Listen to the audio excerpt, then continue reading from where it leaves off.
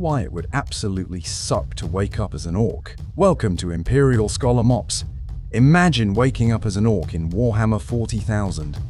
Think it's all big guns, massive choppers, and endless. Whoa! Well, let's talk about why it would suck to wake up as one of Dark Green Boys.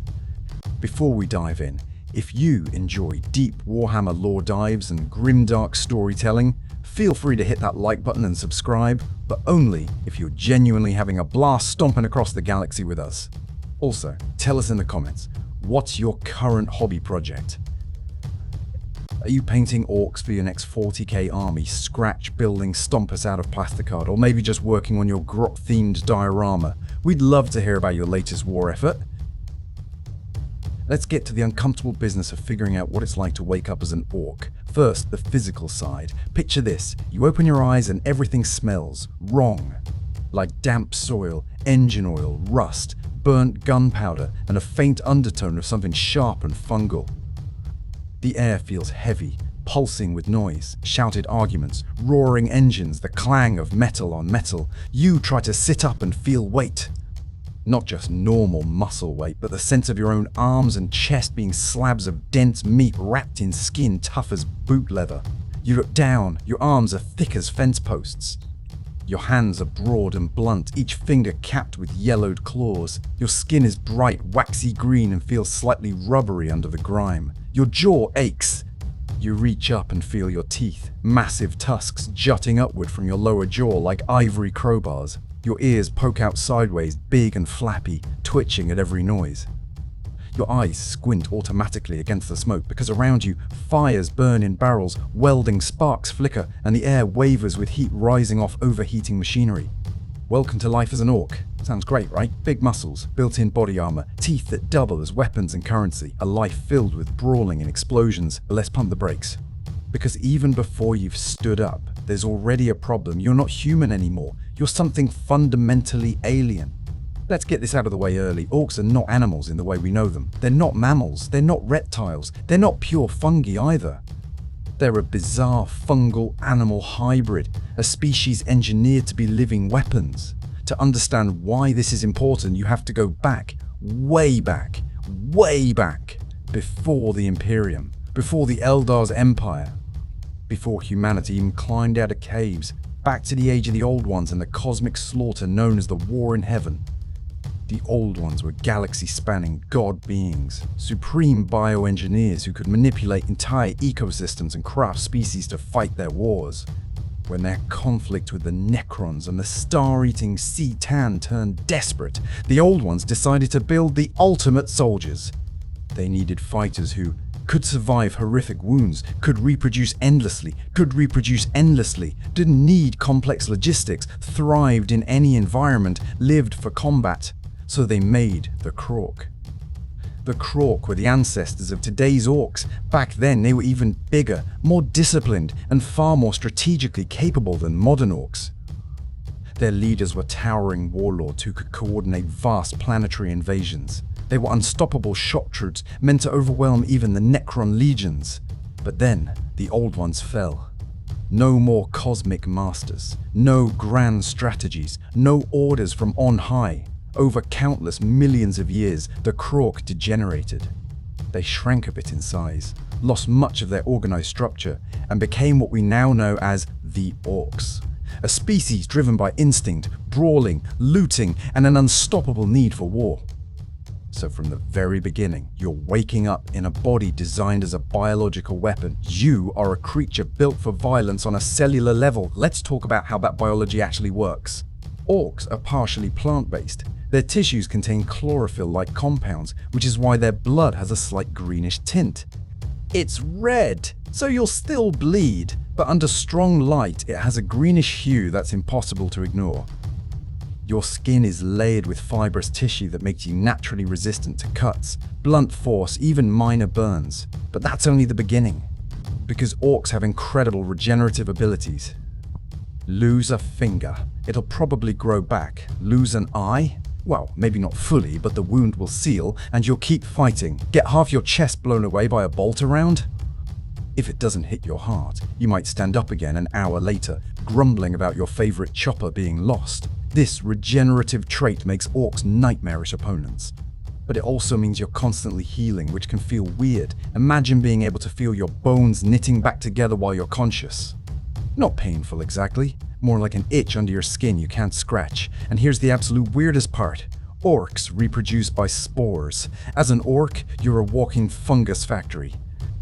Every breath you take, every drop of sweat, every wound you bleed from, your body sheds spores into the environment.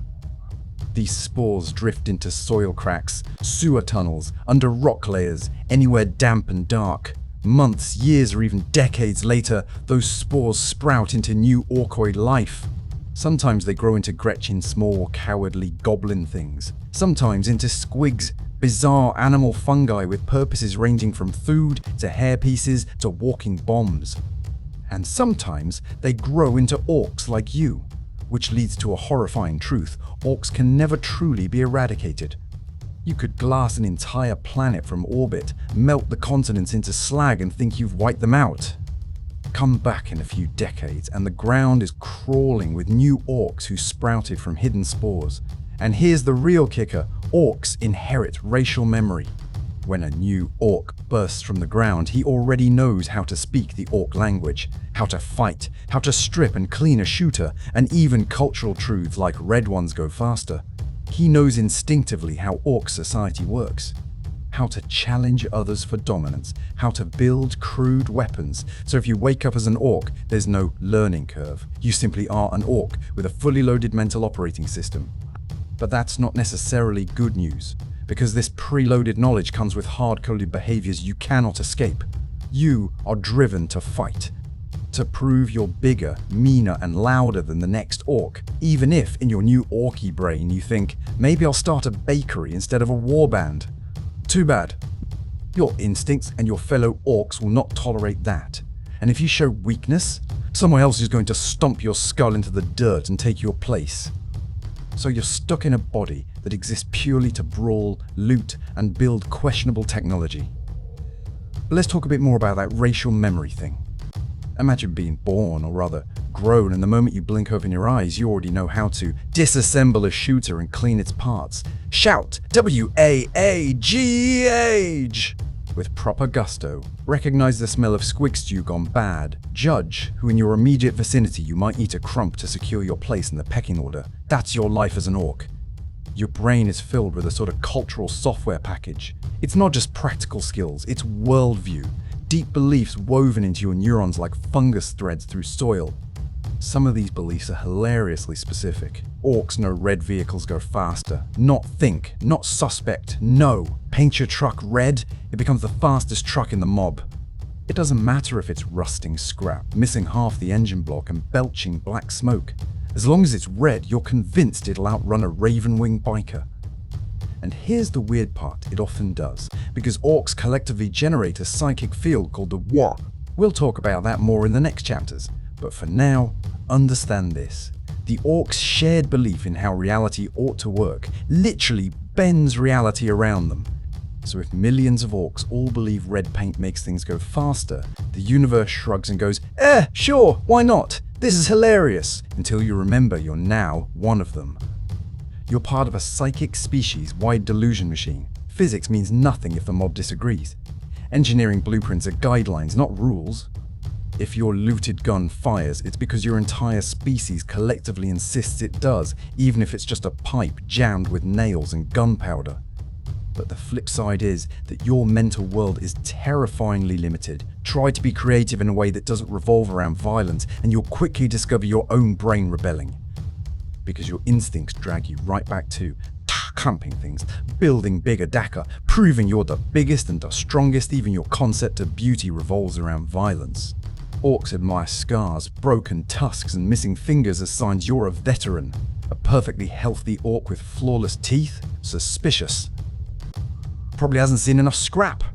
And that leads us to the brutal truth. Orc life is short and violent. Sure, orcs are durable, they heal fast, they're tough as nails, but the galaxy they inhabit is an ocean of endless war. You might wake up one morning feeling good, only to be flattened 5 minutes later because a bigger knob decided he didn't like your face. or your war boss might lead you into a hopeless frontal charge against a titan because, in his words, it looks like a proper scrap. Or your mech might hand you a brand new shock attack gun which explodes the first time you pull the trigger, turning you into a green mist. Or the WAAAGH field might flicker and your truck simply disintegrates because the belief sustaining it evaporated. Every moment as an orc is balanced on the nice edge between roaring triumph and comedic, messy death. But let's circle back to the biology again, because there's more weirdness to your new orky body. Orcs are covered in scar tissue. Every orc bears the legacy of his fights in his hide. Slashes, burns, bullet wounds. They layer on top of each other until your skin resembles cracked leather. And these scars aren't just cosmetic, they're badges of honor. Orcs measure respect partly by how scarred you are. Each wound is a story, a victory, proof you've survived something that should have killed you. So if you wake up as an orc and look too clean, you'll likely attract unwanted attention from bigger boys eager to toughen you up. Then there's your strength. Orcs are monstrously strong. A single orc boy can overpower a space marine scout. A knob can wrestle a Crutox into submission.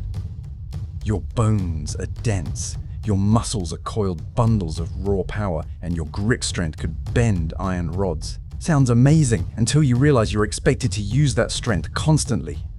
Orcs don't get days off. There's no quiet day in the shop. Even mech workshops double as arenas where tools fly and insults escalate into full-blown brawls. And if you try to sit quietly for 5 minutes, someone's going to mistake that for weakness and try to bash your brains out. Another quirk of orc biology, the teeth. Your lower jaw sprouts huge tusks, some curving up past your nose. These are weapons and status symbols. Lose a tusk in battle? No problem, it'll eventually grow back. But here's a fun fact. Orcs use their teeth as currency. Teeth, as they call them, are the backbone of orc economy. Need to buy a new shooter? Pay in teeth. Want a flashy red paint job for your truck? That's going to cost you a handful of teeth. Even war bosses stockpile teeth as proof of wealth. It's an elegant system, except for one problem. Orc teeth grow back. Constantly. So the currency inflates non-stop.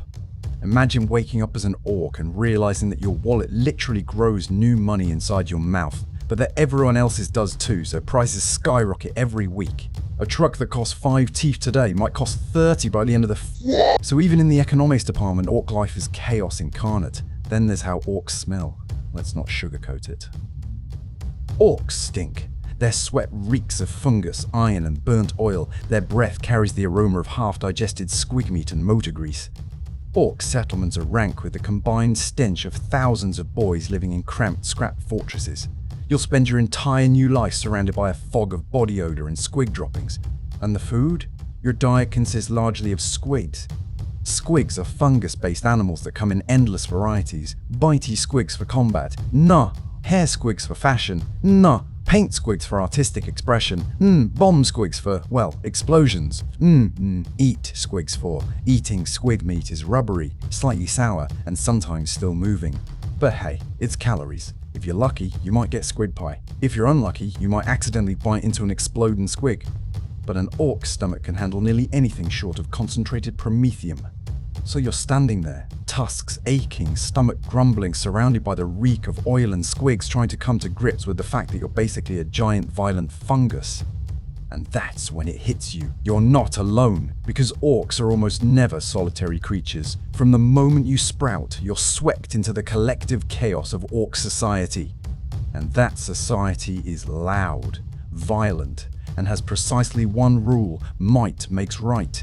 If you're bigger, louder, and can hit harder than the orc next to you, you're the boss. If not, get ready to eat dirt.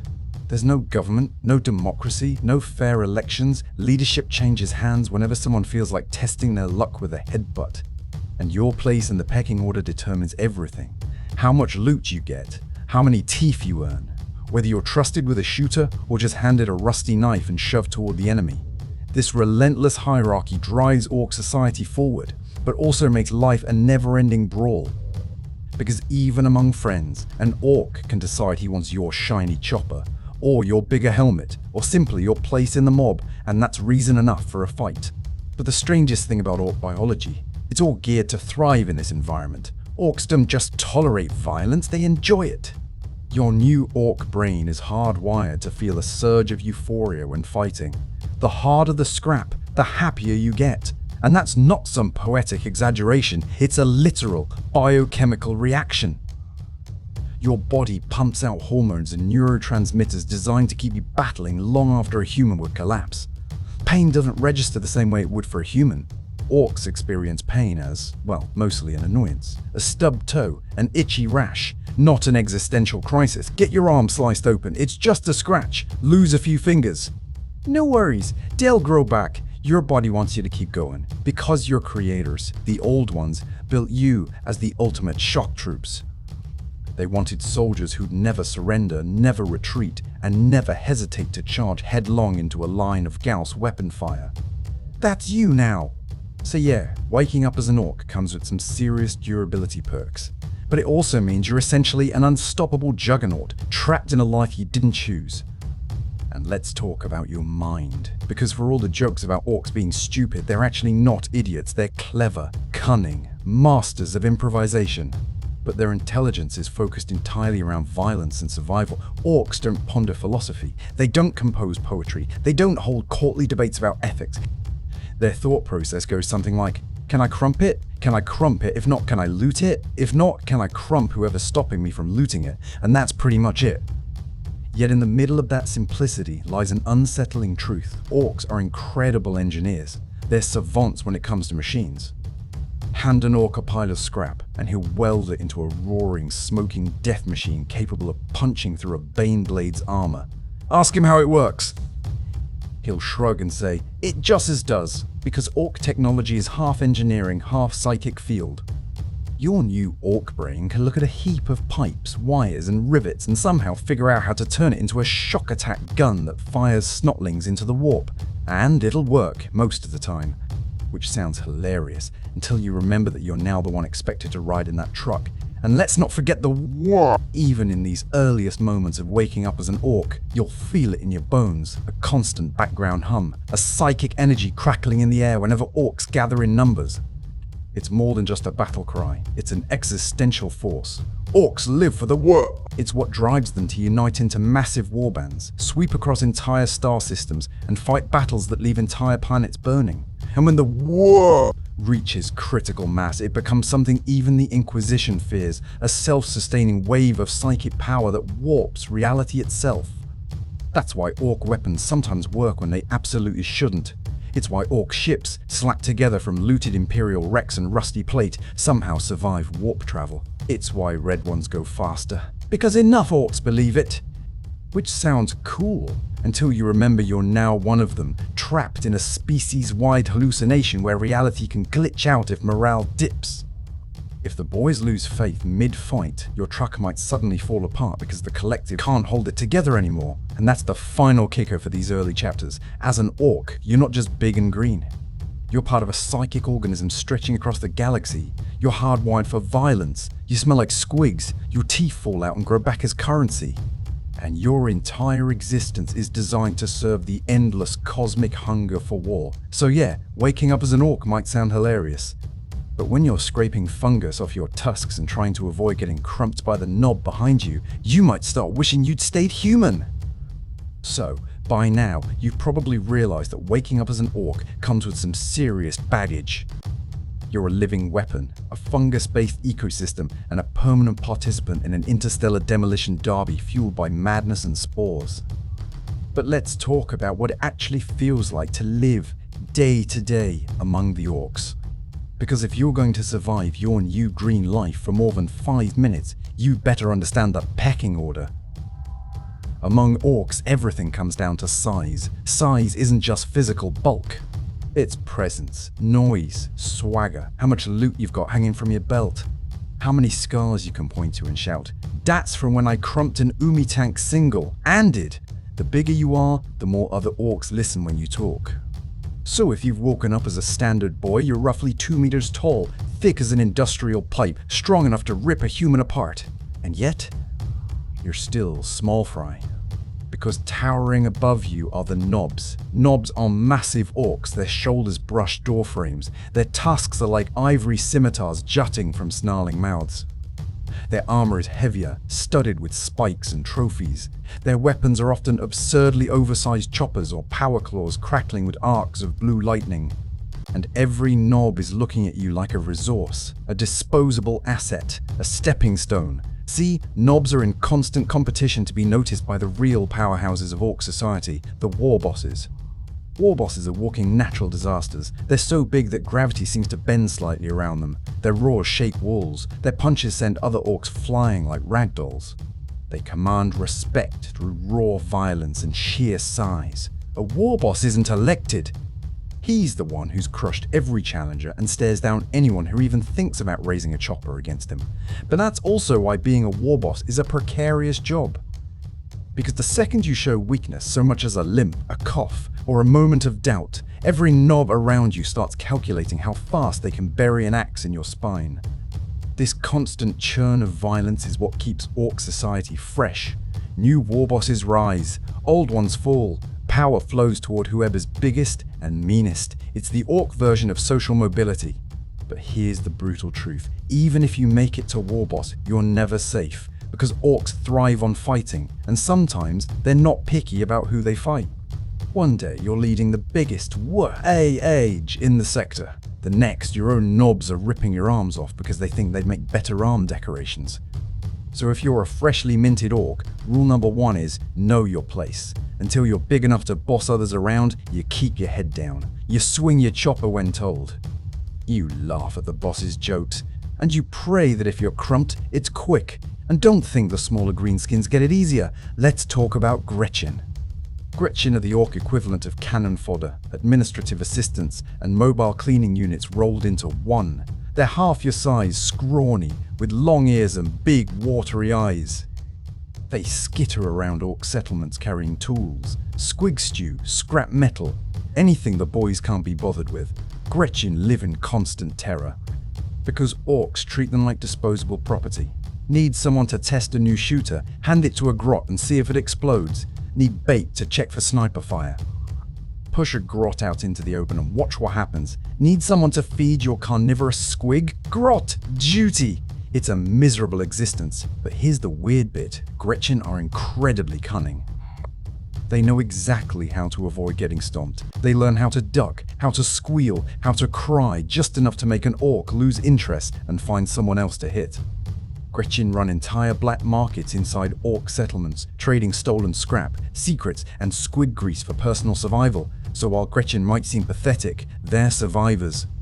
But still, if you wake up as an Orc, you're not a Gretchen. You're in the middle class of Orc society, a boy, strong enough to fight, dumb enough to follow orders, disposable enough to be thrown at the enemy without a second thought. And yet, Orc society isn't just brute force, it's surprisingly organized in a messy, orky way. Orcs divide themselves into groups called clans. Each clan has its own culture, traditions, and favorite ways of waging war, and your clan matters a lot. Because it shapes how you fight, how you decorate your armor, what colors you wear, and even what kind of violence you enjoy most. If you're a goth, for example, you're a no-nonsense brawler. You love getting up close and personal. You respect raw strength. Your armor is mostly black, maybe with some white checkers. Goths don't mess around with fancy tricks. They charge straight in, yelling and swinging massive choppers. If you're an evil Sun's Orc, on the other hand, you live for speed. You paint everything red because, say it with me, red ones go faster. You love trucks, bikes, buggies, anything that lets you zoom across the battlefield in a roaring tide of exhaust fumes and gunfire. Evil Sun's warbands are often a blinding flash of motion, machine guns chattering, wheels spinning, engines screaming. Bad Moons are all about wealth. They grow teeth faster than other Orcs, which means they're rich, and they love showing it off. Bad Moons wear more gold, carry bigger guns, and sometimes even hire bodyguards because flashing wealth makes them giant targets. Then you've got the Death Skulls, sneaky, superstitious looters who paint themselves blue for luck. They're scavengers picking through battlefields for scrap. They believe in hexes, charms, and juju. And they're always looking for a chance to nick your favorite chopper when you're not looking. Blood Axes are considered weirdos by other Orcs because they actually try to use tactics. They wear camouflage, they retreat when battles go badly, they even negotiate truces with humies if it suits them. Other orcs call them untrustworthy gits, but admit, blood axes sometimes come in handy when subtlety is required. Snake bites are old school orcs. They distrust fancy technology and prefer traditional ways of fighting. Big choppers, squigs, squigoths, and lots of chanting. They consider themselves proper orcs. Everyone else is just flashy nonsense, so if you wake up as an orc, one of your first big questions is, which clan am I from? Because that'll decide whether you're riding a red bike, hiding in a bush with camo paint, or charging into battle riding a squig the size of a Land Raider. And each clan has its own bosses, rivalries, and history of glorious or hilariously disastrous, WAAAGH. But no matter which clan you belong to, one truth remains universal: orcs live to fight. Every conversation turns into a scuffle, every gathering into a brawl. Even mech workshops end up as battlegrounds when arguments over bolt sizes turn violent. Yet somehow, amid all this chaos, orc society functions, because every orc, from the smallest grot to the biggest war boss, instinctively knows his place until he's big enough to try for more. And that's the essence of orc hierarchy, a living, breathing, constantly shifting pyramid of violence, ambition, and spores. So by now, you've got the basics of orc society. Size rules everything, clans shape your style, and no one's safe from a crumpin. But if you truly want to grasp what it means to be an orc, you have to understand the single, all-consuming force that ties every green-skinned maniac together, the Vrah! More than an army, more than a banner under which thousands of orcs charge into battle. It's the pulse of orc existence. Let's try to explain what the WAAAGH really is. Imagine you're standing in a crowd of boys. It's loud, it's chaotic, you're all roaring at the top of your lungs, your blood's pounding in your ears, your fists are clenched. And suddenly, you feel connected. Not emotionally, not like human camaraderie, but in a way that makes the world feel sharper, more vivid, more real. Colors pop, noises amplify. You feel stronger, faster, like you could lift a tank with one arm. That's the WAAAGH! It's a psychic phenomenon generated by orcs simply existing in numbers. The more orcs gather, the stronger the WAAAGH field becomes. It's a rolling tide of collective psychic energy that walks reality itself. And this is where the orc race becomes truly terrifying. Because while individual orcs aren't psychic in the human sense, no lightning bolts shooting from their eyes, they generate a collective psychic presence that's arguably more dangerous. Here's how it works. Orcs believe certain things with absolute, unshakable certainty. Red ones go faster. Bullets hit harder when there's more dakka. An engine will run if you hit it hard enough with a wrench and shout threats at it. Under normal circumstances, that's just superstition, but the WAAAGH field turns those beliefs into reality. Take the classic example, red paint. There's no reason in any physics manual why red pigment should enhance the velocity of a vehicle. It's just paint. But orcs believe it does. So when enough orcs are gathered together, the Taba-Ta field subtly alters the laws of physics. Red vehicles do go faster. Not because the engines are better, but because the orcs' collective psychic will forces them to be faster. That's why orc technology works at all. Most orc guns are garbage. Pieces of pipe. Bits of scrap metal. Random wiring. Half the time there's no proper firing mechanism inside. Yet when an orc pulls the trigger, the shooter roars to life, spewing a hail of bullets. Because the orc believes it should work. And the WAAGH makes it so. Even orc ships, the so-called cruisers and rocks, shouldn't be capable of space travel.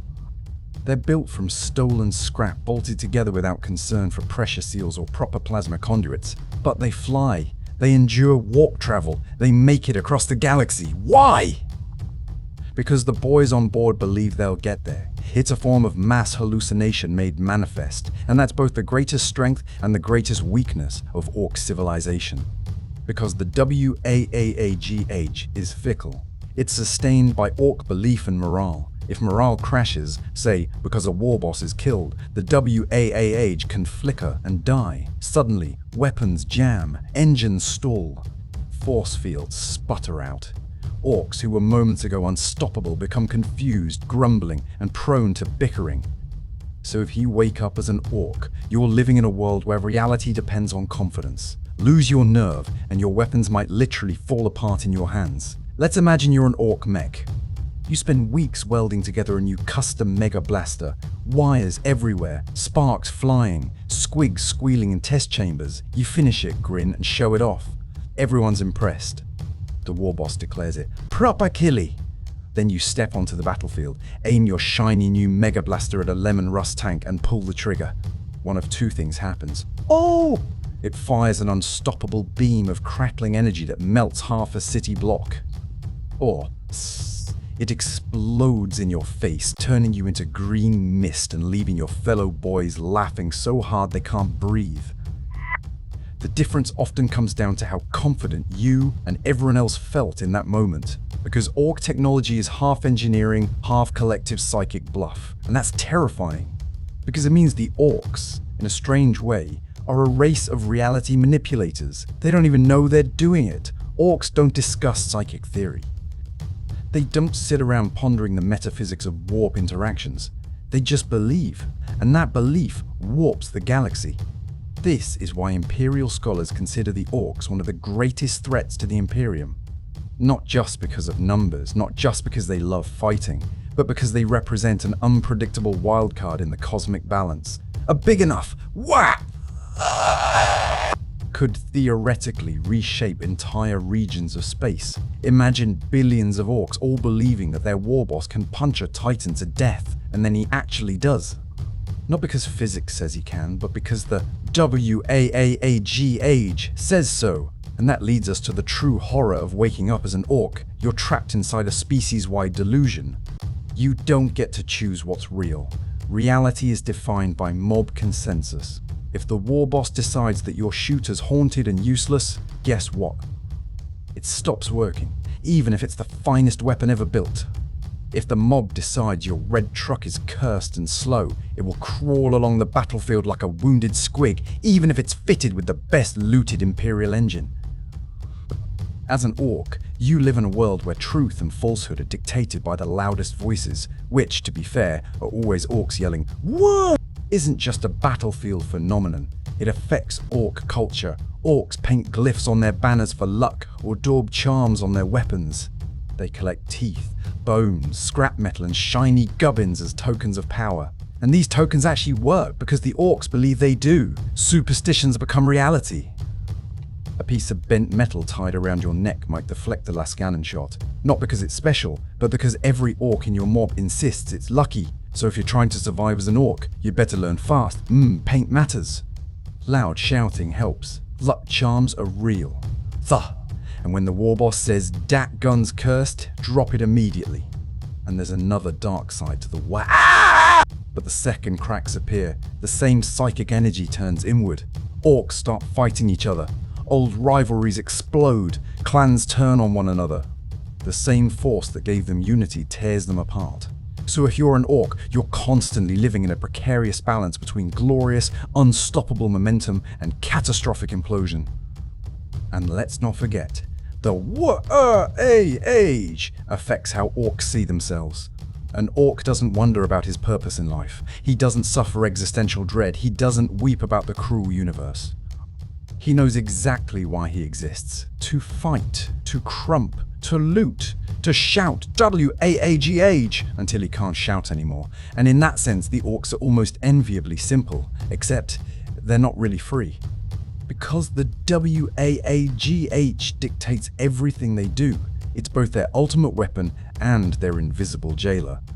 So if you wake up as an orc, get ready. You'll be swept along in tides of violence, laughter, roaring engines, and unstoppable psychic momentum. And you'll have almost no say in any of it. So you've woken up as an orc. You've learned the horrifying truth that you're a sentient fungus destined to live and die by the chopper. You've seen how orc society works and how it doesn't. You've felt the pulse of the WAAAGH in your bones. But now comes the real kicker. What's a normal day like for an orc? Spoiler alert, there's no such thing as a normal day. From the moment your yellow eyes snap open until the second someone brains you with a spanner, orc life is a relentless tidal wave of noise, violence, and the pursuit of ever bigger and flashier dakka. Let's start at dawn, if there even is a dawn. In an orc camp, time is measured less by sunrises and more by the rhythm of shouting, gunshots, and the distant roar of engines backfiring. When you wake up, you're probably lying in a makeshift bunk made of welded scrap metal, old tarps, and bits of Imperial guard armor hammered into a mattress shape. The first thing you do is check your gear. Is your chopper still sharp? Is your shooter still in one piece? Has some sneaky grot nicked your stash of teeth while you're asleep? Because remember, in an orc camp, theft is constant. Gretchens sneak through the shadows looking for unattended gear. Other boys think nothing of simply taking what they fancy. And if you're not big enough to stop them, well, tough luck. So you stomp out of your scrap hut into the camp proper. The camp is a chaos of engine roars, hammering, screaming, and belching fires. Smoke curls from mechs' workshops. Sparks fly as welders fuse plates of metal together. Grots run in all directions carrying boxes of bullets, leaking fuel cans, or suspiciously ticking devices. The air is thick with the smell of burning oil, sizzling squig meat, and ozone from malfunctioning energy weapons. The ground itself is littered with spent shell casings, broken scrap, and half-buried squigs scurrying for cover. First stop, breakfast. If you're an orc, breakfast might be a chunk of squig flesh hacked off a still squirming beast, or maybe a greasy ladleful of squig stew bubbling in a massive cauldron over an open flame. Squig stew is the orc version of a balanced meal, lumps of meat, some random mushrooms, grit, oil, and the occasional bit of shrapnel for added crunch. It's not exactly gourmet cuisine, but it fills your gut and keeps you going. While you eat, you're likely to witness or participate in at least one brawl, because orcs brawl over everything. Who gets the biggest squig chunk? Who has the sharpest chopper?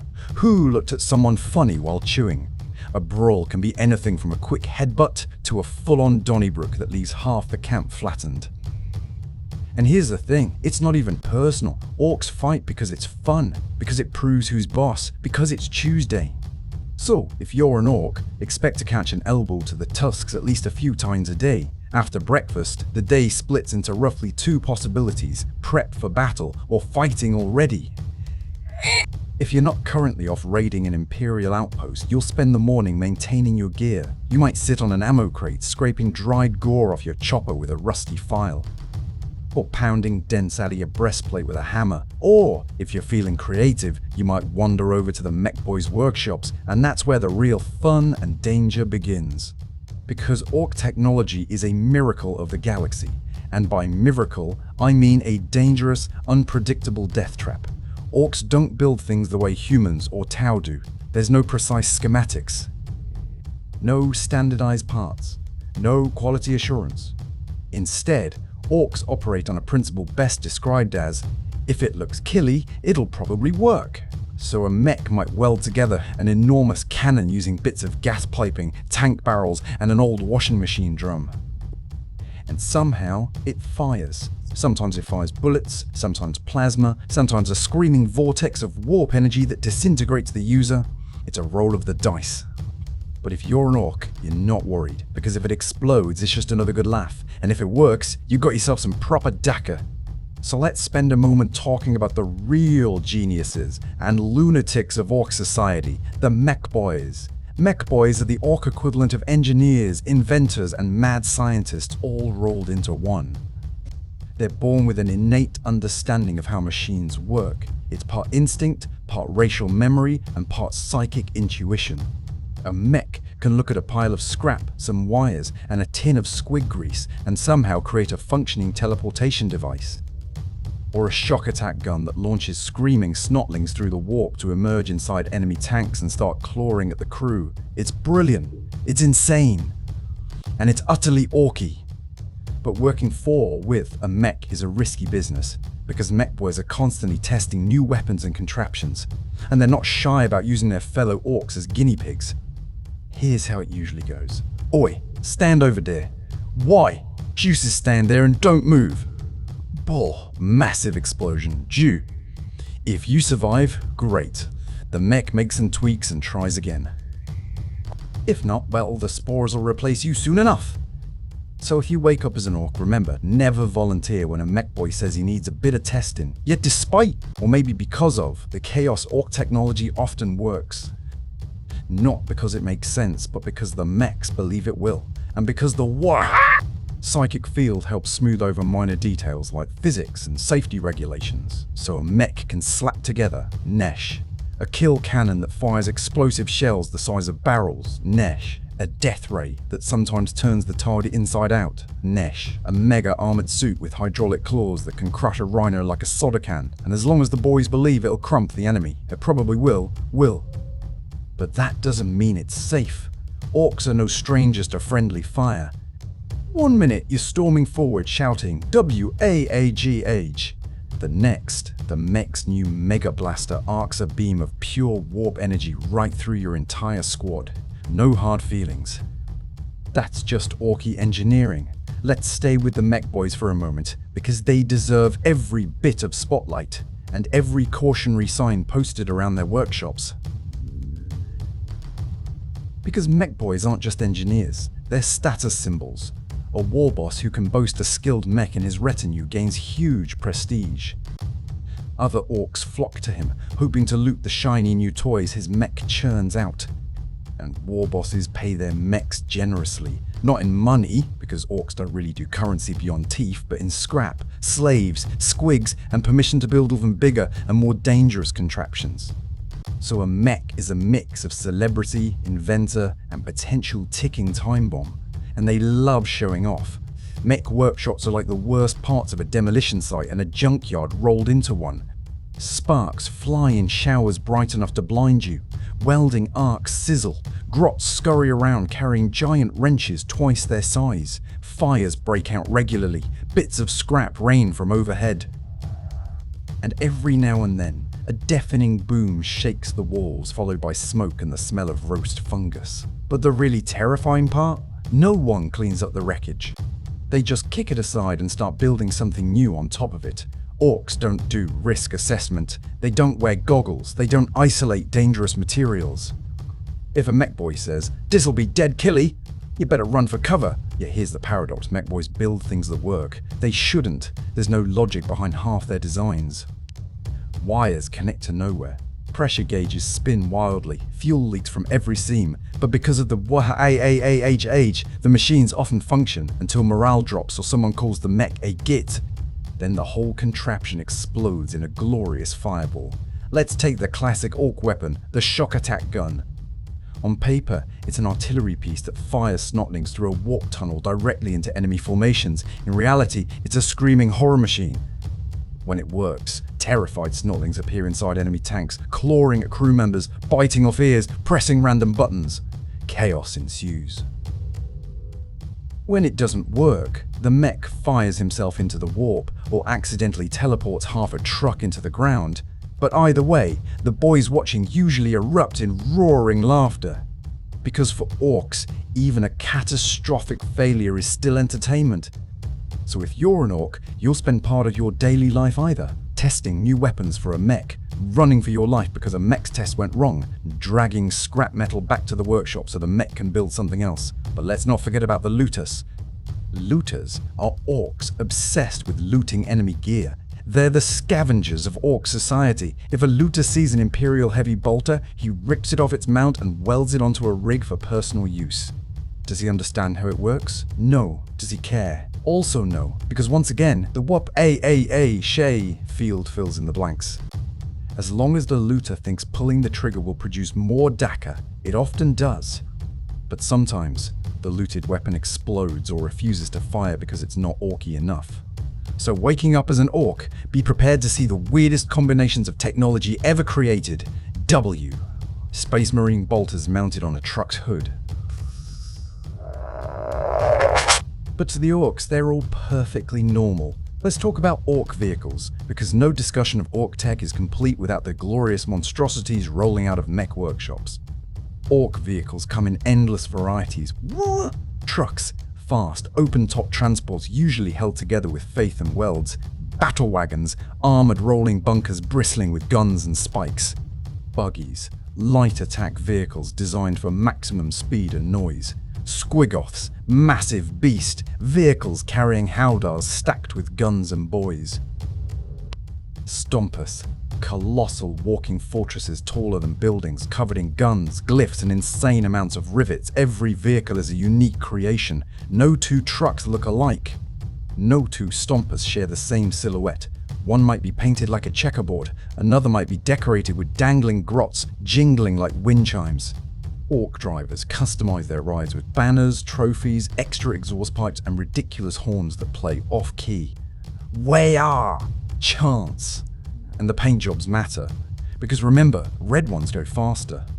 It doesn't matter if it's a rust bucket barely running on 3 wheels. Splash it with red paint and suddenly every orc believes it's a speed demon. And so, it often is. The orc's psychic field gives the truck just enough impossible luck to outrun pursuing tanks. But don't let that fool you. Orc vehicles are death traps, engines catch fire, wheels fall off mid-race. Fuel lines burst, rockets misfire, and that's on a good day, yet orcs love them anyway, because in their minds, the bigger the noise, the better the ride. So waking up as an orc, you better prepare for endless time spent, holding on for dear life as your truck rattles over craters. Dodging random sparks flying from the engine, watching your driver decide the best path forward is through Dar Wall. Let's talk about mechs and custom jobs. Orc mechs thrive on customization. No weapon is complete until it's bigger, louder, and covered in spikes. A simple shooter might end up lengthened with extra barrels, fitted with a chainsaw bayonet, equipped with a horn that screams. Sometimes their inventions are works of art. Other times they're barely contained warp anomalies waiting to explode. But as an orc, you don't care about risk, you care about showing off.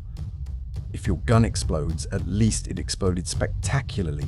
Now let's talk about orc armor. Because if you wake up as an orc, you'll quickly discover that your new people take the idea of personal protection very creatively. Orc armor is a patchwork nightmare. Plates of scrap metal are welded, bolted, or sometimes just tied on with wire. Bits of looted Imperial armor sit beside chunks of tank holes. Some pieces are carved into elaborate glyphs or trophy racks. An orc might wear a breastplate made from a Land Raider's side door, shoulder guards built from Valkyrie tail fins, helmets hammered from dented fuel drums. The look is unique and noisy. Every movement rattles, squeaks, and clanks, and that's exactly how orcs like it, because the noise intimidates enemies. If your armor sounds like a junkyard rolling downhill, it must be proper killy. But don't be fooled, orc armor is rarely comfortable. It pinches, it scrapes, it sometimes draws blood. But pain doesn't bother an orc. If it bleeds, it just means you're still alive to keep fighting. Then there's orc trophies. Orcs love hanging trophies off their armor. Tuh! Enemy helmets. Tuh! They remind other orcs that you're not to be messed with. A warboss might carry dozens of skulls chained around his shoulders, rattling like macabre wind chimes as he roars into battle.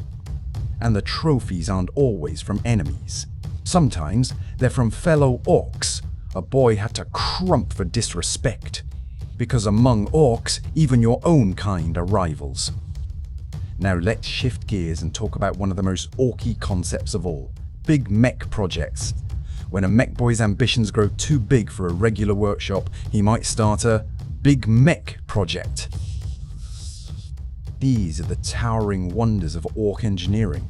Projects like Gargants, massive walking fortresses the size of city blocks, bristling with gun batteries and belching black smoke. Stompus, slightly smaller but still terrifying walkers, often built with giant spinning saws or massive power claws.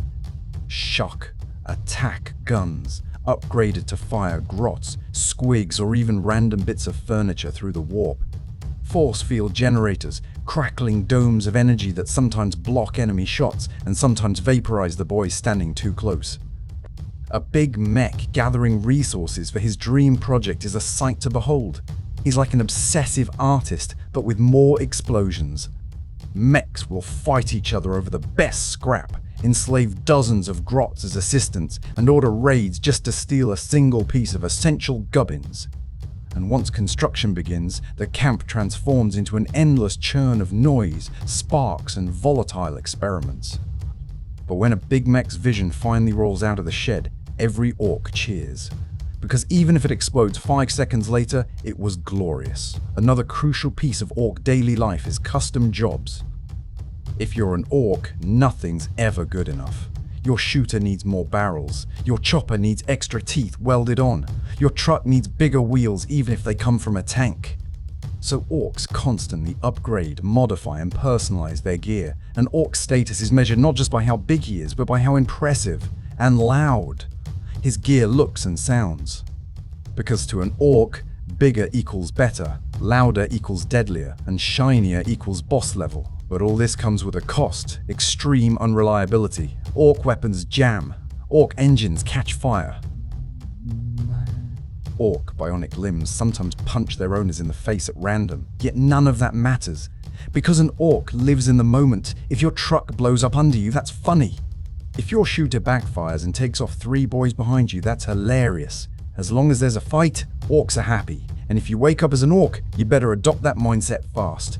Because disappointment is not something your new people linger on. They shrug, laugh, and rebuild bigger next time. But let's not forget the real danger of Orc technology: it's addictive. Orcs, especially mechs, get obsessed with improving their creations. What starts as a simple gun becomes a custom mega shooter with multiple barrels, spinning glyphs, spinning glyphs, a built-in speaker screaming, "Daka! Daka!" Extra spikes, and a paint job so bright it's visible from orbit. And if the mech's friends encourage him, he'll keep adding bits until the weapon weighs more than a rhino. This arms race never stops, because there's always a bigger gun to build, a faster truck to weld, a louder horn to attach. So waking up as an Orc, your life becomes a relentless cycle of fighting, fixing your gear, fighting some more, modding your gear even further, modding your gear even further, exploding spectacularly because your gear finally snapped under its own insanity. But the craziest part? It's all fun. Because Orcs don't fight for territory, or resources, or political goals. They fight because it's the greatest entertainment in the galaxy. They'd rather die in glorious combat than sit idle. So when you look at the endless fires burning in an Orc camp, the mech boys hammering together kill rigs, and the boys roaring for another scrap, remember, you're not living in chaos by accident. You're living in a world engineered to thrive on chaos. And even if your new green skin makes you a monster in the eyes of the galaxy, you're exactly what you were built to be: a walking, roaring, laughing, exploding engine of war.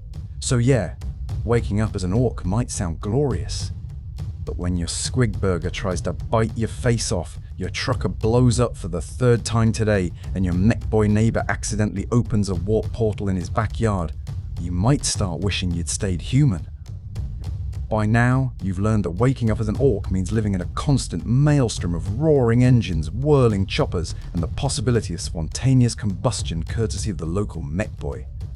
But there's another side to Orc life, a side that's every bit as loud and violent as the rest of them. It's the Orc religion, because even these fungus-fueled maniacs have gods.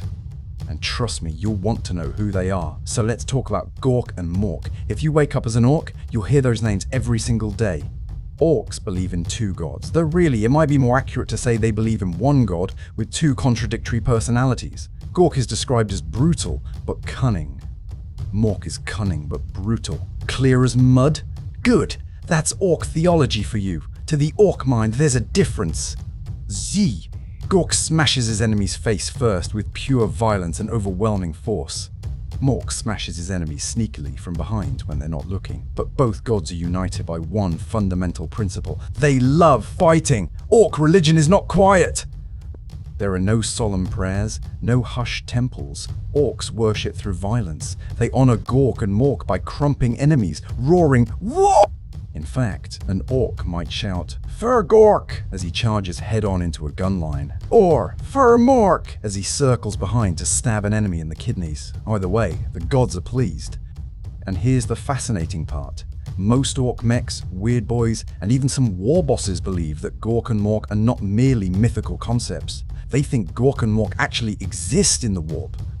Massive, reality-bending warp entities shaped by the Orcs' collective belief. Because remember, the Orc race as a whole is a psychic phenomenon.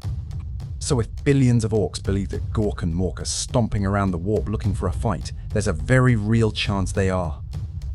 In some Imperial records, Gork and Mork are catalogued as possible warp entities of significant power. Possibly even minor chaos gods, though the Mechanicus would rather swallow razor wire than admit that orc gods might be real. But for orcs, it's simple. Gork and Mork are real. They're big. They're green. And they love a good scrap, so waking up as an orc, you'd better be prepared to honor them, or risk being called a grot-loving git. And orcs do honor them, in ways that are uniquely orky. For example, the orcs build effigies called idols. These might be towering statues hammered from scrap metal, bristling with spikes and grinning tusks, or simpler glyphs scrawled onto banners and truck hulls. Orcs believe these idols attract the attention and favor of Gork and Mork, and sometimes they actually work, because again, the true WAAAGH field is at play. An idol might radiate psychic energy, turning aside enemy shots or boosting orc morale, or it might just be a convenient place for a knob to stand and shout orders. Another major part of orc worship is the war shrine. In big camps you might find a war shrine built from looted Imperial altars, crushed aquelas, skulls and bits of tank armor. A war shrine is both a religious focus and a rally point. Orcs gather around it to chant, brawl and psych themselves up before a big fight. Weird boys, the orc psychers, often use war shrines as psychic amplifiers. And here's the thing about weird boys, they're both revered and feared. Because orcs are not a psychic race in the same way as Eldar or humans. They don't train their psychers, they don't control them. Weird boys are born with the ability to tap into the war field and channel it as destructive psychic power. But the process is unstable. A weird boy surrounded by thousands of boys can become so overloaded with psychic energy that his head explodes like a squig filled with promethium. So orcs treat weird boys like volatile war gear. Useful, dangerous, funny to watch if they blow up someone else, and if you're an orc, seeing a weird boy frothing at the mouth and chanting in green lightning is considered a good omen. It means Gork and Mork are paying attention. But orc religion isn't just rituals and shrines, it's woven into every aspect of daily life. Orcs believe Gork and Mork watch every scrap. They believe big fights please the gods. They believe cowards earn divine scorn. So when an orc goes into battle, he's not just fighting for loot. He's fighting to show Gork and Mork that he's worthy of their brutal favor. And that's another reason it sucks to wake up as an orc. Your entire religious structure demands that you spend your life brawling, looting, and dying gloriously. There's no quiet contemplation. No meditative chants, no forgiveness. If you want salvation, you better swing your chopper harder. And that brings us to orc superstition. Orcs are wildly superstitious creatures. They believe certain glyphs bring luck. Certain colors are tied to certain outcomes. Red, speed.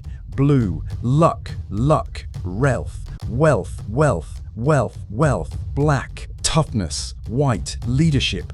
They collect charms made from teeth, bones, bits of metal, and squig parts. And they firmly believe that certain rituals influence their fortunes. Spitting on your chopper for luck. Screaming. Screaming. Before pulling a trigger. Painting symbols of Gork and Mork on your truck. These superstitions aren't just psychological crutches. In the orc reality, they actually work. Because again, enough orcs believing in something bends reality around them. So, if your war boss insists that his left boot is sacred and ensures victory, you'd better not mess with his left boot. Because if he loses faith, the whole warband might crumble, spiritually and physically. Now let's stomp into the next reality of your new orky existence, orc warfare. Because if there's one thing orcs love more than squig stew or shiny gubbins, it's a good, proper scrap. And here's the first truth you'll discover as an orc soldier. Orcs don't have strategy the way humans or Eldar understand it. There's no long-winded planning sessions, no intricate logistics charts. No delicate dance of supply lines. Orc strategy can be boiled down to a single idea: hit 'em hard. Keep hitting 'em, and if that don't work, hit 'em harder. But let's be fair to the greenskins. While orcs may seem random, there's a brutal logic behind their methods. First, orcs believe in overwhelming force. Why send 5 boys to fight a squad of guardsmen when you could send 50?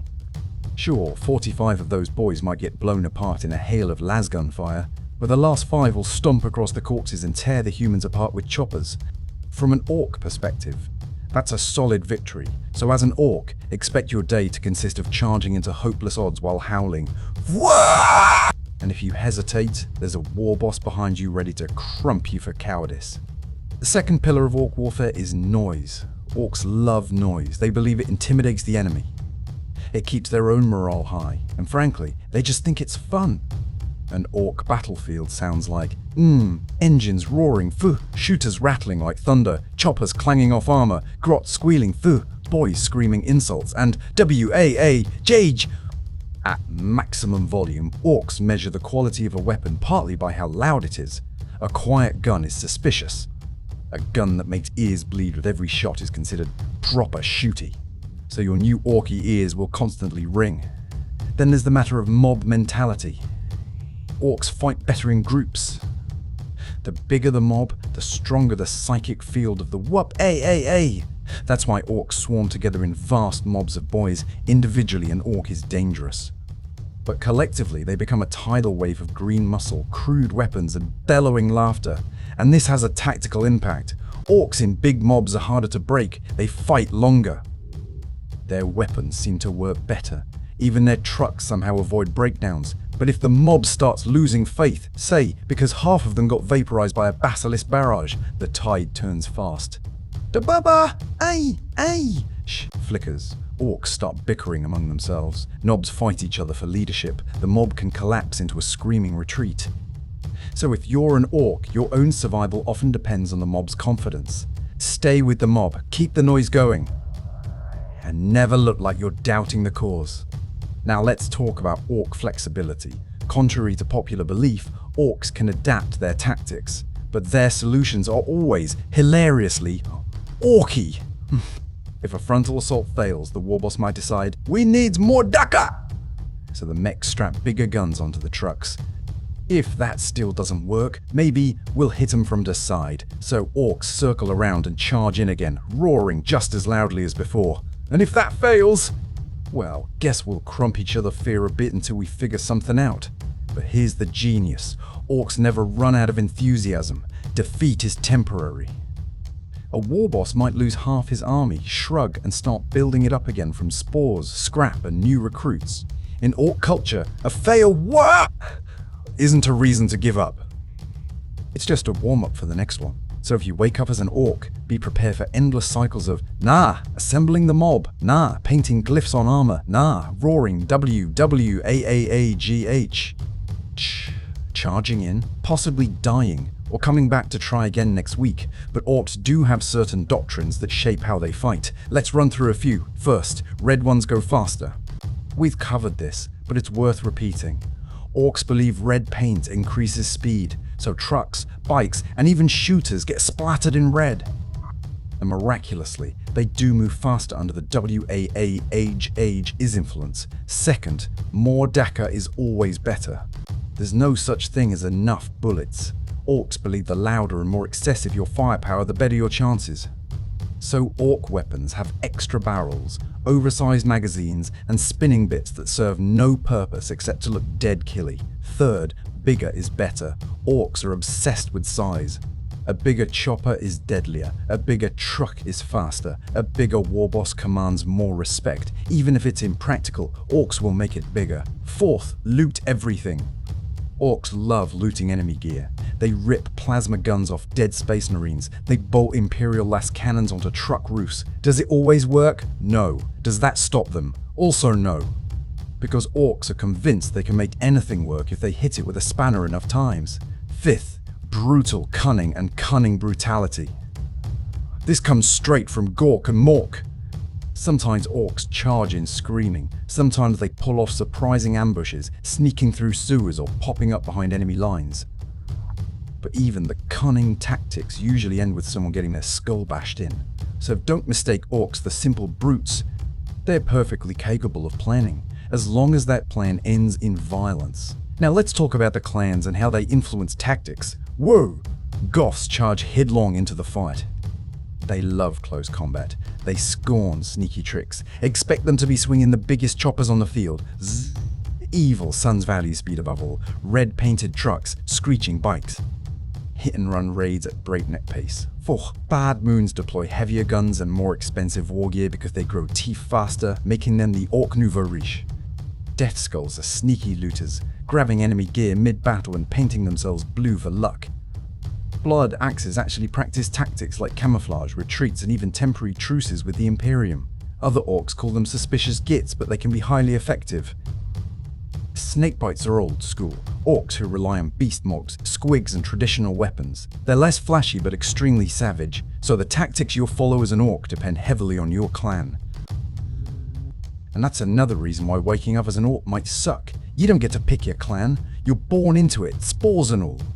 So if you sprout as a Goth, you're swinging a chopper in close combat whether you like it or not. If you're evil sons, you'll be jammed onto a bike and told to go faster until your ears ring. But regardless of clan, all Orcs agree on one thing. Fighting is the greatest joy in existence, and they'll hurl themselves into battle for no other reason than the sheer fun of it. So if you wake up as an Orc, remember this: you will spend every waking hour either preparing for a fight, fighting, or boasting about the fight you just survived. And while the Orcs' approach might look chaotic to outsiders, it works. Because in the end, sheer numbers, raw enthusiasm, and the unpredictable power of the WAAGH often prove more devastating than any carefully laid Imperial battle plan. So yeah, being an Orc means living in a permanent war zone. But for the Orcs, that's not a problem, that's life. And they wouldn't have it any other way. So, you've woken up as an Orc. You've learned to live with being a fungal brute who fights for fun, eats squigs that sometimes bite back, and worships gods who might actually be stomping around the warp looking for a punch-up. But there's one more side of Orky life you better understand if you want to survive your new green career. And that's how the Orcs fit into the broader mess that is the Warhammer 40,000 galaxy. Because the Orcs are not just running around in isolated corners of space, they are everywhere. And every other species has an opinion about them, usually not a flattering one. Let's start with the Imperium of Man. From the human point of view, Orcs are the ultimate alien nightmare. They're violent. They're everywhere. You can't wipe them out because they just spawn back into existence. And worst of all, they actually seem to be enjoying themselves. To the average guardsman, facing Orcs is like facing a tidal wave of screaming muscle, rusted scrap weapons, and weapons-grade stupidity. Imperial commanders hate fighting Orcs because Orc warfare is unpredictable. One day, the Orcs charge in screaming. The next, they're trying to sneak into your fortress through the sewage pipes, led by a Nod wearing a trench coat 5 sizes too small. The Ordo Xenos has entire departments devoted to Orc studies. They know Orcs are an existential threat, but exterminating them is basically impossible because of the spores. So the Imperium settles for containment, bombing Orc infestations from orbit, burning settlements, and hoping it buys a few decades of peace. But deep down, Imperial strategists know it's just a delaying tactic, because Orcs always come back, and it drives the Imperium mad. Then there's the Adeptus Astartes. Space Marines actually kind of enjoy fighting Orcs, because Orcs charge right into melee. No sneaky tricks, no psychological warfare, just pure, honest violence. And for a Space Marine, that's practically a sport. But even the Space Marines admit that Orcs are dangerous, a big enough what? So while individual battles might feel glorious, the overall threat of Orcs never goes away. Now let's talk about the Eldari. The Eldar absolutely loathe Orcs. To the Eldar, Orcs are the antithesis of everything refined, artistic, and elegant. Orcs are loud, crass, unpredictable, and nearly impossible to exterminate. The Eldar remember the days of the Krork during the War in Heaven, and they know that if left unchecked, Orcs can become an unstoppable force. So Eldar craft worlds often launch preemptive strikes to contain Orc populations, but even they can't always keep the green tide under control. For the Eldar, fighting Orcs is a grim necessity, a cosmic pest control operation. Then there's the Tau. The Tau view Orcs as primitive savages until they try to negotiate, because believe it or not, the Tau sometimes attempt diplomacy. They try to bring the Orcs into the greater good. which is hilarious. Orcs don't do diplomacy. They might pretend to listen for a few minutes if they think there's loot in it. But sooner or later, someone calls someone else a git, and it all devolves into a brawl. The Tau find Orcs utterly frustrating, because Orcs don't fit into the neat logical categories the Tau love. And every time the Tau think they've pacified an Orc tribe, the boys rise up again, bigger and louder than before. So, the Tau eventually resort to the same tactic as everyone else, kill as many as possible and hope it buys time. Next up, the Tyranids. Orcs and Tyranids have a fascinating relationship. On one hand, Tyranids see Orcs as biomass, food, nothing more. But here's the problem. When Tyranids attack an Orc world, the Orcs don't run. They don't hide. They fight. And the more they fight, the bigger and meaner they get. An Orc war against Tyranids can turn into a never-ending meat grinder, with both sides feeding off the carnage.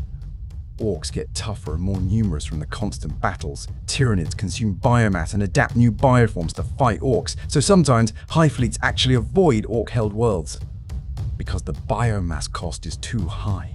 And there are rumors in Imperial records that entire Hive fleets have been ground down to nothing by Orc resistance. Because to the Orcs, a Tyranid invasion is just the biggest, best scrap imaginable. Then we've got Chaos. The forces of Chaos see Orcs as both a threat and an opportunity. On the one hand, Orcs are incredibly hard to manipulate. They don't care about Chaos philosophy. They don't want immortality. They don't worship the Dark Gods. They worship Gork and Mork, who are definitely not Chaos deities. But Chaos also knows that Orcs can be useful. Sometimes Chaos warlords deliberately unleash Orc infestations to destabilize Imperial sectors, let the Orcs soften up a region, then swoop in to claim the ruins. But in a direct confrontation, Chaos often underestimates how stubbornly Orcs resist corruption. Sure, a few Orcs might bear Chaos glyphs or mutations, but true devotion to the Dark Gods is rare. Because Orcs are too busy worshipping Gork and Mork. And besides, they already live chaotic lives. Why complicate things with extra daemons? So Chaos and Orcs sometimes clash, sometimes cooperate, but there's always an underlying tension. Finally, let's not forget Necrons. The Necrons view Orcs as a cosmic nuisance. During the War in Heaven, they fought the Crook, and now, millions of years later, they're still dealing with Orc infestations. Necrons find Orcs infuriating because Orcs are impossible to wipe out permanently. You clear an Orc world. A few centuries later, spores sprout, and the Orcs are back, smashing your tomb complexes and spray painting glyphs on your monoliths. To a Necron overlord, that's the ultimate insult. Necrons want a clean, orderly galaxy. Orcs are loud, messy, and multiply like weeds, so the Necrons wage endless campaigns of extermination against the Orcs. And the Orcs respond by looting Necron technology and using it for custom jobs, which makes the Necrons even angrier. So waking up as an Orc means living in a galaxy where everyone hates you. But here's the funny part, Orcs don't care. They think it's hilarious that everyone wants to kill them, because to an Orc that just means more fights. So let's talk in more detail about the Orcs' enemies. Because as an Orc, your entire life revolves around fighting, crumping, and proving you're the biggest. And there's no shortage of enemies lining up to test your green resolve. Let's start with the biggest and arguably the most annoying to an Orc, the Imperium of Man. To Orcs, humans are a never-ending supply of two things: worthy opponents to bash, loot, waiting to be pinched. Orcs love fighting humans because humans scream, bleed, and leave behind loads of shiny gear. Imperial Guard regiments are perfect targets. They're numerous, loud, and tend to stand still long enough for Orcs to charge them. But Orcs also respect humans in their own way. Because humans never give up. Even when hopelessly outnumbered, humans keep fighting. An Orc might say, "Dem homies is dead small, but dey's got guts," which is about the highest compliment an Orc can give. But Orcs also find humans funny. They wear uniforms. They march in straight lines. They yell orders in perfect formation, and then the Orcs crash into them like a squig-off through a bakery window, and all that discipline collapses into screaming chaos. So from an Orc's perspective, the Imperium is like an endless buffet of fights and loot. Next on the hit list, Space Marines. Orcs love fighting Space Marines. Why? Because Space Marines are the ultimate challenge. Big, strong, covered in shiny armor, carrying huge guns, a single Space Marine squad can butcher dozens of boys. But that's exactly why Orks are drawn to them, because Orks live for the thrill of the fight, and Space Marines are proper enemies. If you, as an Ork, manage to crump a Space Marine, it's the story of a lifetime. You'll boast about it to every boy in the mob. You might even hang a piece of the Marine's armor on your belt. And nothing fires up a WAAAGH quite like the sight of Space Marines dropping from the sky in drop pods, looking all heroic, because to an Ork, that's basically an invitation to an epic scrap. Then we have the Eldari. Orks think Eldar are weird, too skinny, too fast, too many fancy words. Eldar hit hard, vanish into shimmering portals, then strike again from somewhere else. And that drives Orks crazy, because Orks prefer enemies who stand still long enough to get hit. So the Orks hate Eldar in a kind of frustrated way, not because they fear them, but because Eldar refuse to fight proper. Orks will even complain about it. "Dem pointy ears is sneaky gits! Come back here and fight proper." And if Orks ever do catch Eldar in close combat, they take immense satisfaction in crumping them flat. But for the most part, Eldar try to keep their distance, and Orks consider that cowardly. Now let's talk about the Tau. Orks view Tau as small, blue, and irritating. Tau weapons are nasty, especially at range. Pulse rifles tear through boys like squig teeth through fungus bread, but the problem is, Tau lack the brutal resilience Orks respect. Tau tend to run away once the Orks get close. Orks think that's hilarious and pathetic all at once. So to an Ork, fighting the Tau is like chasing a herd of squealing grots who keep shooting back. But if Orks do manage to corner Tau and melee, it's over fast. Tau don't survive brawls with Orks. Orks also find the Tau's attempts at diplomacy endlessly funny.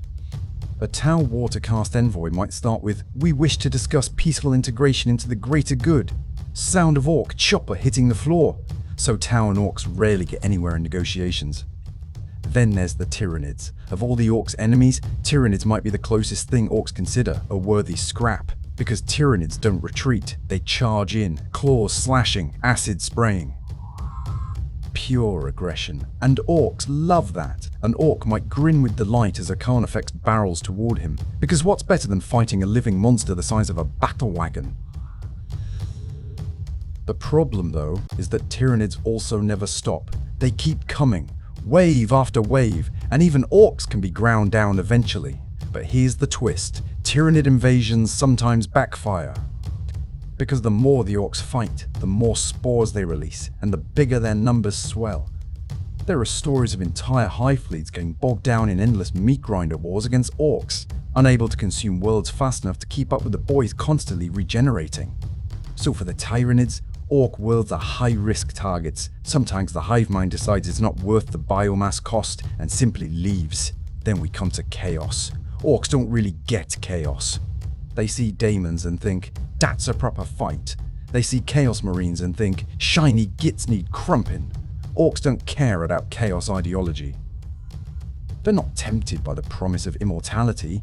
They already live in constant violence and anarchy. Plus, Orks worship their own gods. Gork and Mork and have no interest in new patrons.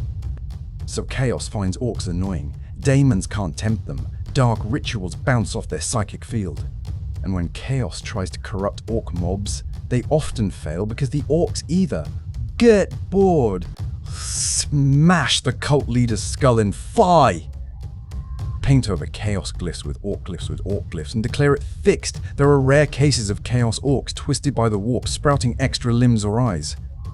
But they're usually viewed by other Orks as weird gits who need crumping. So Orks remain one of the few species relatively immune to chaos influence.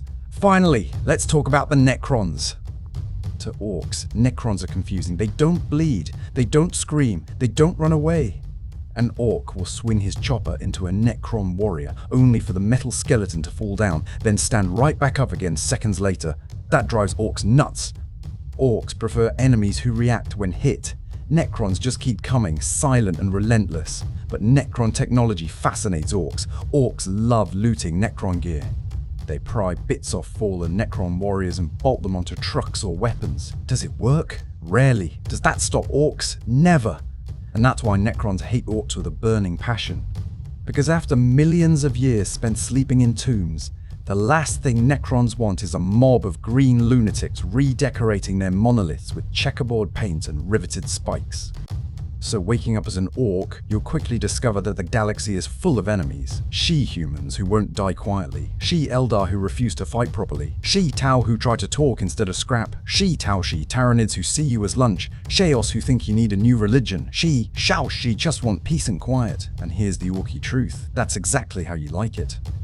Because if you're not fighting, you're not living. And to an orc, there's no such thing as peace. Only the brief lull before the next So yeah, waking up as an orc means waking up in a galaxy where everyone hates you.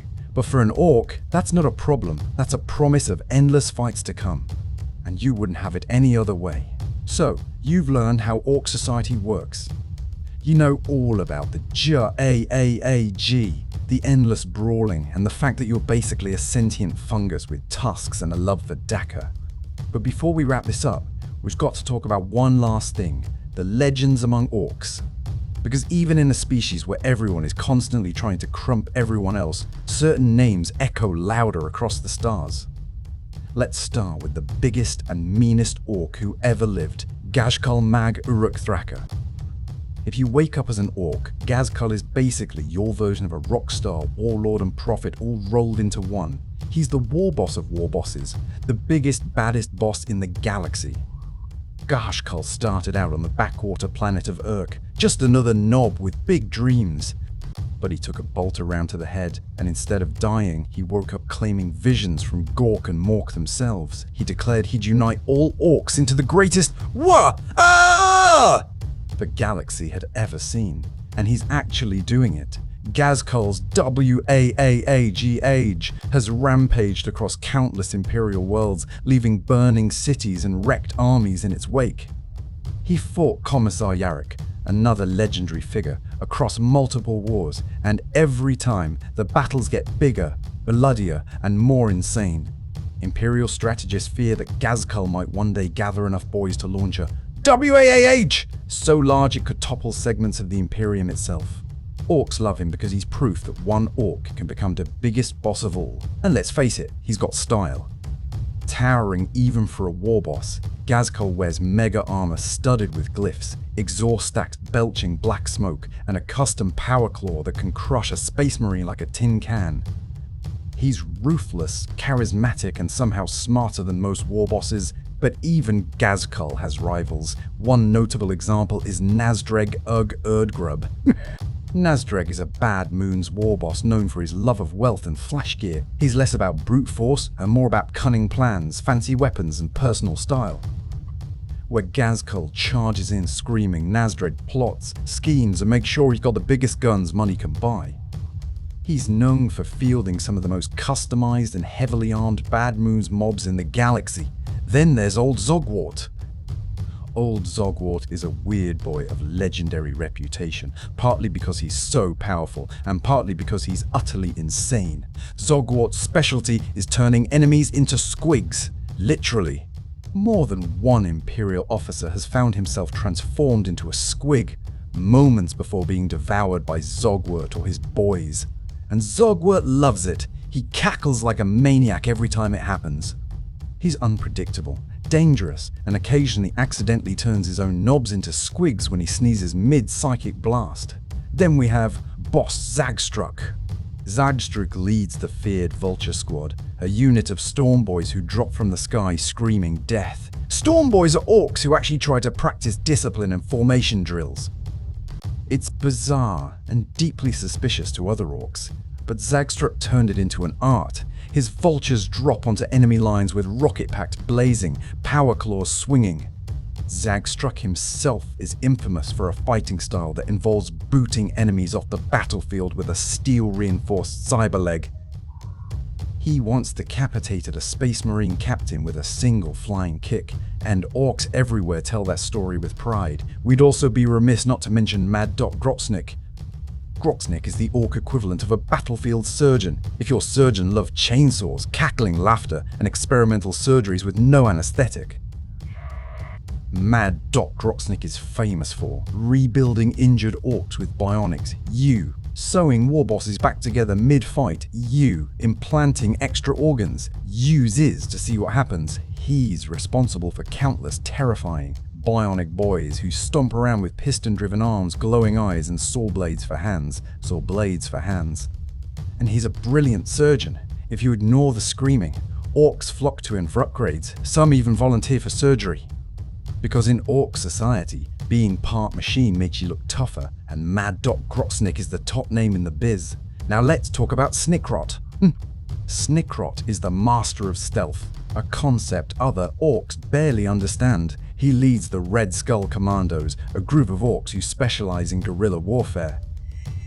Snickrot can sneak through jungles, appear behind enemy lines, and silently slit throats. He's known for emerging from darkness to drag enemy commanders into the undergrowth. And while other orcs call him weird, they respect the results. Because Snickrot leaves a trail of terrified enemies who never see him coming. So if you wake up as an orc, remember these names. Because they're the legends who prove that even among a species obsessed with violence and chaos, individual greatness matters. Orcs might be a collective tide of green fury. But every boy dreams of becoming the next Gazkul, the next Mad Doc, the next war boss whose name echoes across the stars. And that's why there's always another WAAAGH! So now you know the legends, the heroes, and the maniacs whose names echo across the orc race. But what's it really like to live day to day as an average orc? Let's talk about the daily life of a boy. Because if you wake up as an orc, it's not all glorious age and crumpin' space marines. Sometimes it's just life. A typical day starts with waking up under a pile of scrap. Orcs sleep wherever they drop, inside trucks, under workbenches, in giant scrap heaps. There's no such thing as orc beds. When you open your eyes, you'll usually find a grot rummaging through your pockets, or another boy trying to pull your boot off to add it to his collection. So the first job of the day is usually punch someone to establish that you're awake and not to be messed with. Next, it's time for food. Orcs eat whatever's available. Squigs, fungus brew, roasted scraps of meat hacked off squigoths. A boy's breakfast might be, a squig leg, still twitching. A mug of fungus ale so thick it bubbles like tar. A metal bolt accidentally dropped into the stew by the mech's apprentices. And that's a good meal. If you're unlucky, the squig bites back, or explodes. After eating, it's time for the day's activities. If there's a whir, on, everyone's busy. Boys sharpen their choppers, check their shooters, paint glyphs on armor, or wrestle each other to decide who stands in the front rank. But even without an active drip, Trage, orcs keep busy. Because boredom is dangerous in orc society. It leads to fights, or spontaneous mech boy experiments, or entire mobs deciding it'd be fun to attack the nearest settlement just for laughs. So in peacetime, if you can call it that, orcs, a gamble with teeth over squig fights, a get into punch-ups over who gets to sit on the biggest ammo crate, a help mechs test new inventions, often explosively black. In perfect harmony, orcs also spend time decorating themselves, painting faces with war glyphs, adding spikes and trophies to armor, welding chainsaws onto axes.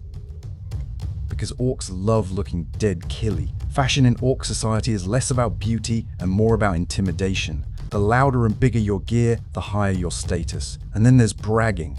Orcs love telling stories of the last big fight. Oi, remember that time I crumped that Space Marine Sergeant? Usually, each retelling grows more absurd until the story involves single-handedly blowing up a Titan and capturing 3 Bane blades with a chopper made from squig teeth.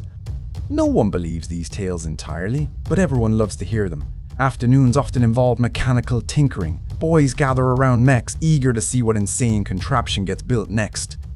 Sometimes it's a truck with 15 engines welded together. Sometimes it's a gun that fires flaming squigs. And sometimes it's just a bucket painted red, declared "Dar Ultimate Weapon," and promptly exploded during testing. And then there's the weird boys. Weird boys roam the camp, muttering to themselves, eyes glowing green. They're ticking time bombs. Orcs respect them, but give them space. Because any random burst of psychic energy could fry half the camp. So part of your daily routine as an orc involves steering well clear of weird boys unless you want your brain turned into squig pudding. Evenings bring brawls, because orcs don't wind down quietly. Someone insults someone else's chopper, or claims his squig's bigger, or simply decides it's been too long since anyone got crumped, so fights break out. Boys form mobs. Knobs jump in to prove dominance. Grots hide under scrap heaps. Eventually, the dust settles. The wounded groan, the victors crow, and everyone grabs a mug of fungus brew to toast the carnage. And that, in essence, is an orc's daily life. Var, eat, var, fight. Var, brag, varld insane weapons. Var, fight again. Var, fight again. Var, sleep under a pile of scrap. It's loud, violent, and chaotic. But to an orc, it's perfect, because orcs exist for one purpose: to fight. They're happy in ways few other species can comprehend. They don't worry about the future. They don't fear death. They don't dwell on philosophy. They live utterly in the moment, devoted to the joy of smashing things and being smashed in return. And that's why, even in the bleak nightmare galaxy of the 41st millennium, orcs are oddly content. Now, before we finish, let's talk about why. For all the fun and explosions, it might still suck to wake up as an orc. Because here's the truth. Yes, orcs are strong. Yes, they're hard to kill. Yes, they get to brawl all day and laugh while doing it.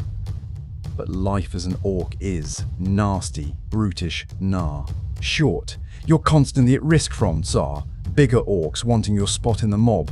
Mechs testing unstable weapons on you. Random. Weird boy explosions. Getting flattened by a titan just because your war boss wanted a proper scrap. You have no privacy. No personal space. No retirement plan. Your entire species is stuck in an endless cycle of violence, and the worst part? You can't change. Even if your old human mind wants peace and quiet, your new orc brain drags you back to the mob, roaring, "Drah!"